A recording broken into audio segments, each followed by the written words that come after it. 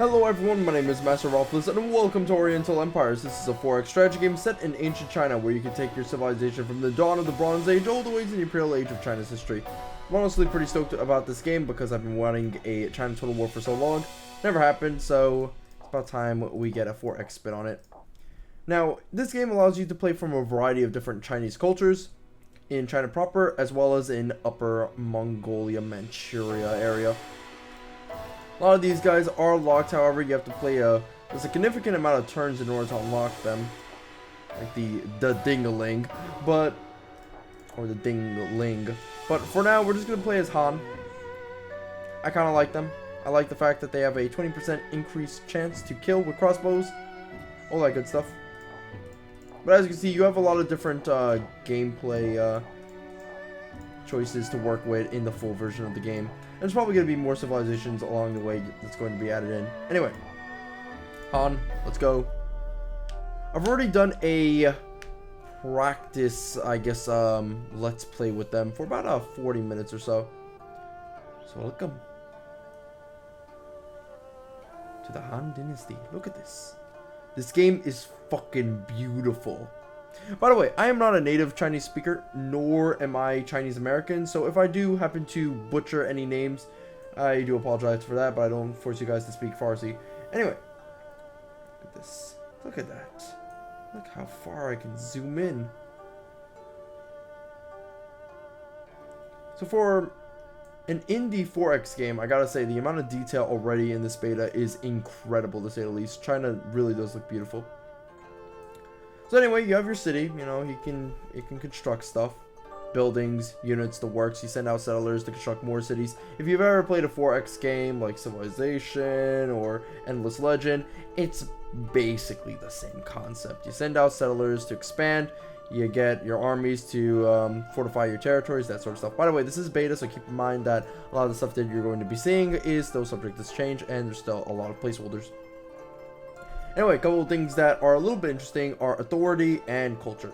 Culture, essentially, you need it for happiness of your population in total in your empire. If you have very little culture, then your people are not going to be happy. And culture also adds up to your victory points at the end.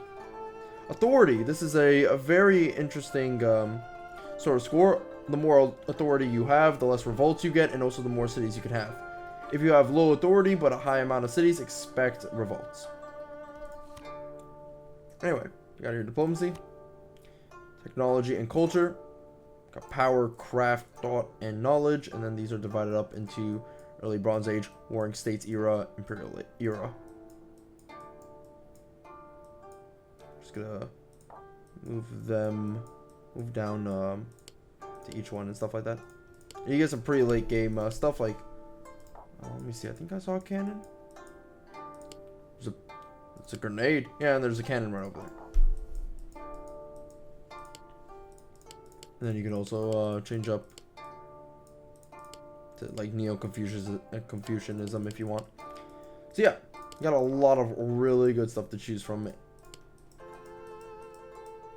And you do have to worry about each of these trees. If you're kind of lacking in one of them, you might find yourself on the shit end of the stick. I mean, thought allows you to increase your culture and authority pretty easily, so it is useful later on into the game. Then you got your financial summary, your edicts. Edicts are pretty cool, however, they come with a little bit of some risks, such as over here, -1 authority and -1 authority for 20 turns if we cancel it. So ultimately, yeah, you might not want to necessarily do edicts right away. But they can boost your empire. Like, for example, I add a general character, so that's pretty good. Characters are important in this game. Maybe not in this version of the build, but whatever. Anyway, so here's your city. You got your food production. You got your income. Noble unrest, peasant unrest, population, and growth rate. Now, noble unrest is essentially the aristocracy getting a little bit pissed off at you. So you gotta appease them by building a couple of buildings or maybe doing some edicts, that sort of stuff. Getting some technologies. Same with the peasants. I guess you can shit on the peasants a lot more than the nobles, but we'll have to see. A lot of your growth rate is tied to farmlands, and essentially how farming works is you just convert a tile to farmland, and then you devote peasants to that farmland. You can't have more farms than you have population, so do keep that in mind. Okay. So right now we have a good amount of farms going on. If I wanted to, I can make an improvement over here, the pavilion. And this will clear the mind of some nobles, so it's not a lot of noble unrest. However, we're not going to really do that because it's a lot of gold. A lot of your construction and your army recruitment is tied to gold, so keep that in mind. Okay. So right now we're going to get 1 settler and then 1 noble axeman. And we're going to move them out like so. Maybe to the right over here, but actually, ooh, we should go down south. There's some deer, and deer do influence the rate at which you grow out your civilization. There's also fish over here, which are actually +4. That's a little bit too far away. I kind of want to defend my cities easily. We can get roads, but right now I want things to be easy. So, yeah, you just right-click, and you can move out stacks of your forces. You're going to have about 8 different types of units, civilians and military units, into 1 stack. You can also change the direction in which your army is facing, or your stack is facing. This is important as armies can flank you.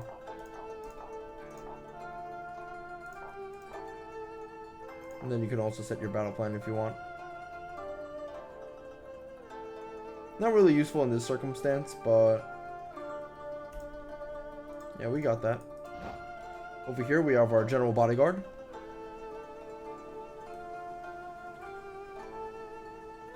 Look at this guy. What a wonderful dude. I'm gonna probably move him to the right side in order to explore. Actually, let me check that out really quick. Encounter opportunity. Ooh. Ooh, famous warrior. I would like to see that guy. Let's also move the settlers in a different direction. Bandits don't come yet, but definitely. Oh, whoopsie daisy! I almost went on without picking attack. So let's see what do we get. Let's get a rammed earth wall so that we can get roads later on, and then we can get out. What could we get? A foundry? I actually think we should probably get a silk weaver. That would be really good, especially for when we're trading with our different civilizations. I mean, not civilizations, cities. And with different civilizations, of course. We can increase authority. That would be nice. Through divination. And then go into Taoism. Confucianism would be good, though. Especially since we get patronized the Arts Edict.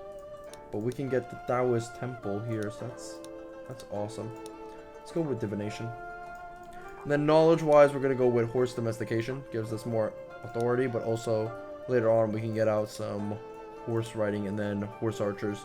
And I would love horse archers. Oh. Got some acupuncture going on. Tai Chi. Kung Fu. I guess there's going to be more technologies later on because it's a little bit lacking. Alright, end the turn. And over here you see all your units move out and stuff like that. Speed it up if you need to. All that shit. Okay. Let's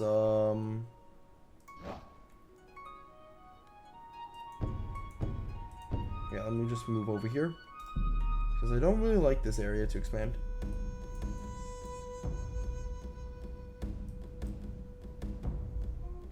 An encounter.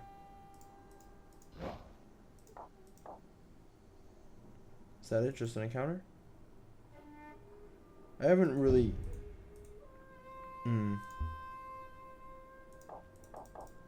Ah, there we go. Finally.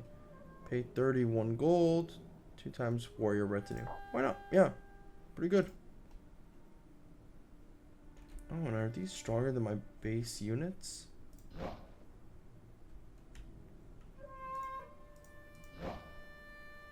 They are. Wow. Impressive. Okay, we can found the city now. Good stuff. We're right next to deer, so our city should be producing food at a faster rate. Get +3 extra food. We have a lot of unemployed, so let's get them to building some farmland.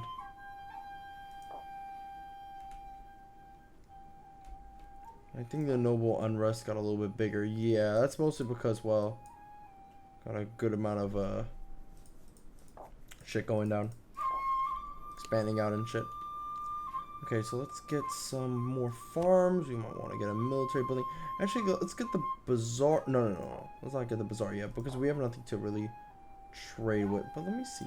How much money does the bazaar give? I hardly build this thing for a lot of reasons. Ooh, trade items produced. Well, we are getting silk. Yeah, I guess we can get it right now. Especially since we do have unemployed. Okay. Let's continue moving this way. Settler can continue moving as well.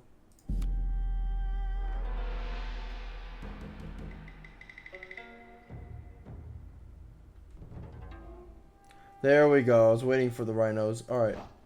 So rhinos. Pretty good unit, yeah. I mean, not unit resource. Give you a lot of gold. By the way, I didn't know in ancient China they had rhinos. But then again, I didn't know there were lions in Europe. So I'm learning a lot today. Let's go ahead and recruit some more militia.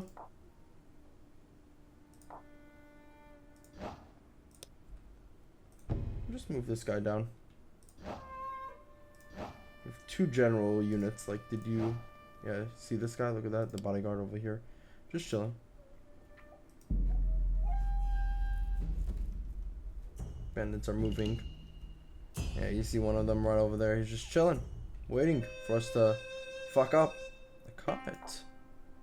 No! Anyway, you got 2 little stats that you want to pay attention to when you're looking into your units. You got energy. This improves the fighting ability of units in the stack, commanded by leaders. And then you have, afterwards, let me highlight virtue. Reduces the unrest in settlements when the leader is garrisoned. Improves the morale of units in the leader stack. There's also, you know, attack, defense, all that stuff. Who pays attention to that? Only nerds. Alright, let's go ahead and get these random encounters. I should actually go over here. Yeah. You know what? Let's go over there. We're still getting the rhino, so that's good. Might just want to, you know, settle here. This would actually be a good spot. Actually, no. I think over here would be a great... Yeah, because I want the deer and the rhino, preferably. Oh, we got ourselves a battle. And it's all off screen. It's dark as hell. And they lost anyway. Not the bandits, but the other civilization. Asks for? Okay. Offers? Okay.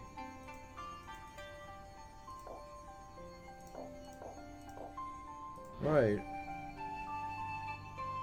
I guess we're going back there to check out and scout.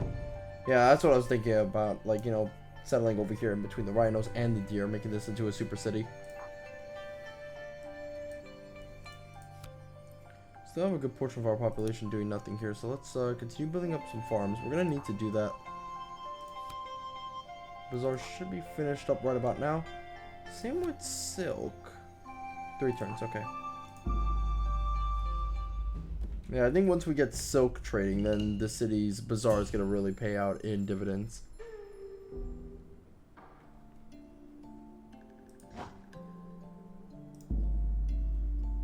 Alright, nice job. Now we get that plus 60 gold from the rhinos. That's pretty darn good. And we can get a farm right over here. Once you have your territory occupying an area, and then that area has like a resource, you automatically own that resource. So far, from what I can tell, I think there are some resources you need to like construct buildings for, but damned if I know. I've only played like about 40 minutes of this so far in my practice session.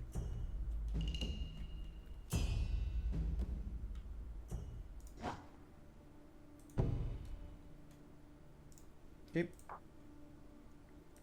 Farm is done right here. Got a bunch of unemployed here just chilling, so we might want to get some more farmland. Expand outward and stuff. Constructing buildings is fine, however, the upkeep is a little bit massive. Like, look at that. 60 gold upkeep. What? That's insane. We're already paying a lot for upkeep anyway. Look at that 40 bazaar. If it wasn't for the rhinos, we'd be hurting a lot more in gold.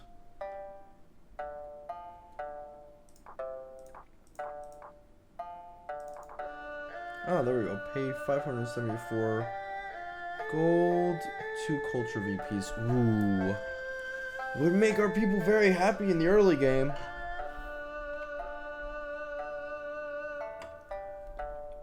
$574 gold. That's a lot of shekels. Do I want to pay that many shekels? We do have the silk right now. Farm, divination. I'll do it, why not? Did it go through? Hopefully it did.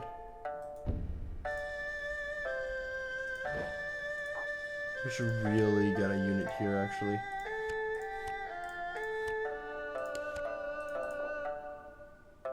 Yeah, let's do that. Militia light spears are cheap units.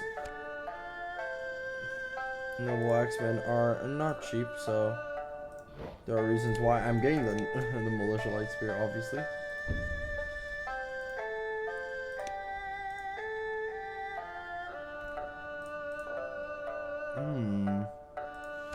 One of the bazaars connecting to him. That's good.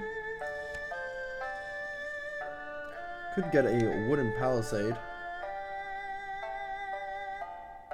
Wouldn't cost any upkeep at all, just 750 gold straight off the bat.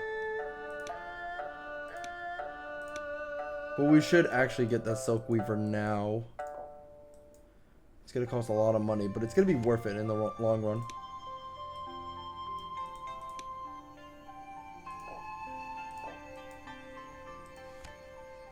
Oh man, it's gonna cost so much money. I just can't fucking wait. Woohoo.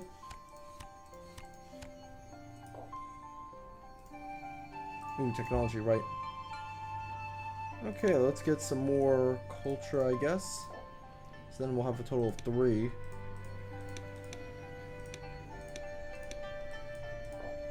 Ooh, actually. Copper, gold, and jade quarry. Ooh, let's get that. That could reveal some more resources. Bandits are all over the place, so we do want to be a little bit careful.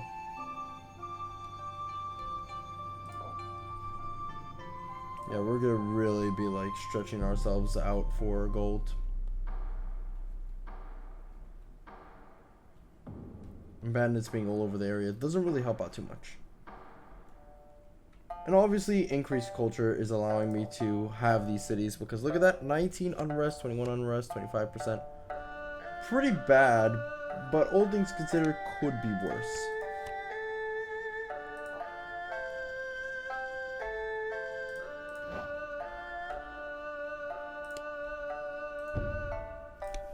I'm going to move my general to, you know, scouting duties, and I'm going to move these 2 back here.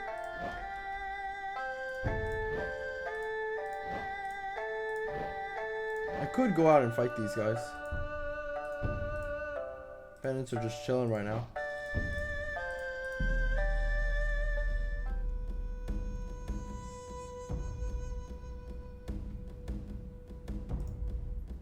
Because I know for a fact they're going to attack me like literally any second now.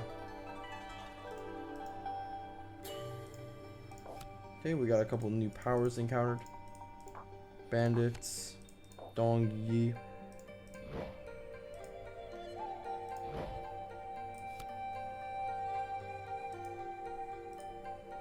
Oh, so far my victory points is off the charts. Probably because of culture victory points. Might as well get ahead like that, you know? So I don't really regret my purchase right now. Yep, here they come. they're gonna fight us because now I can like, you know, go into their territory and stuff. I mean, they are bandits after all. And I'd rather move in now and stuff like later on, but whatever. This guy is so far away.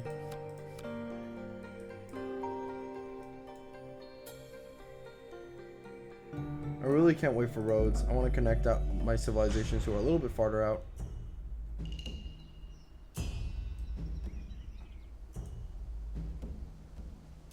Alright, here they come, boys. Militia light spearman attack. Yeah, I know it's not much to look at, but this is in beta. What are you gonna do?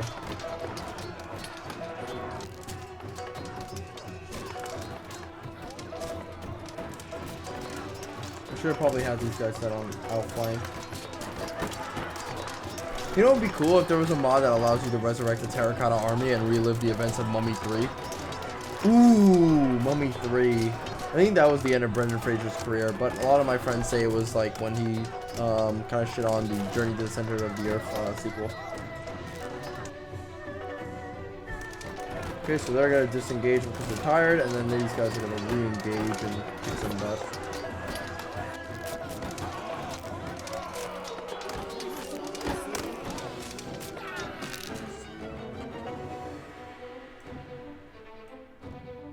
So you can't like instant gib armies, you have to at least wait a little bit.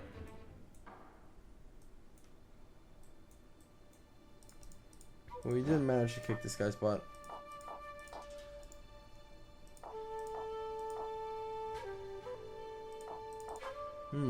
Okay, there we go. Feel the capital of an unknown nation. Alright, I accept. Wow. Yin. Nice. Did we even take this? No units in garrison. Do you want to go balls to the wall? You want to go balls to the wall right fucking now? Okay, hold on.